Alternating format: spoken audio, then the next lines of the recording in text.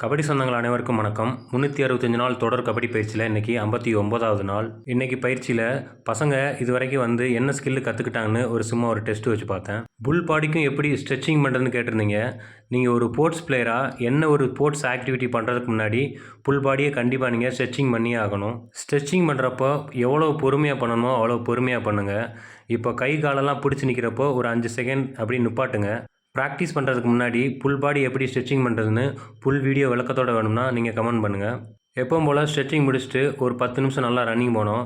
இன்றைக்கி பசங்களுடைய will power, endurance and balancing ஸ்ட்ரென்த்தை இன்க்ரீஸ் பண்ணுறதுக்காக சில எக்ஸசைஸ் பண்ணோம். குறிப்பாக முடிஞ்சளவு ரொம்ப நேரம் தொங்குறது, புஷ்அப் பொசிஷனில் ரொம்ப நேரம் நிற்கிறது, சேர் பொசிஷனில் ரொம்ப நேரம் நிற்கிறது, அதே போல் ஒன் லெக்கில் மாற்றி மாற்றி பேலன்ஸ் பண்ணி நிற்கிறது.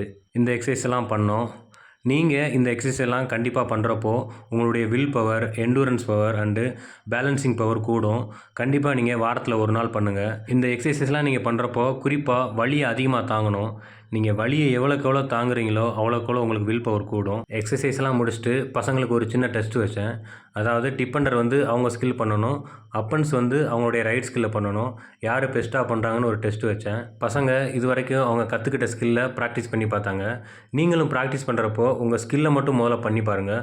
போக போக முதல்ல எப்பயும் வராது, போக போக தான் அது வரும். அது வர்ற வரைக்கும் நீங்கள் அதை பண்ணி பாருங்கள். ஏன்னா நீங்கள் ப்ராக்டிஸில் உங்கள் ஸ்கில்லை பண்ணால் தான் மேட்ச்சில் வரும். ஒரு ரைடராக, ஒரு டிபெண்டராக நீங்கள் ப்ராக்டிஸ் பண்ணுறப்போ என்ன ஸ்கில் பண்ணுறீங்களோ அந்த ஸ்கில்லை ரெகுலராக ப்ராக்டிஸ் பண்ணுங்கள்.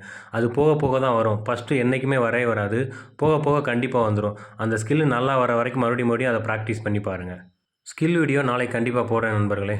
அனைவருக்கும் வணக்கம்.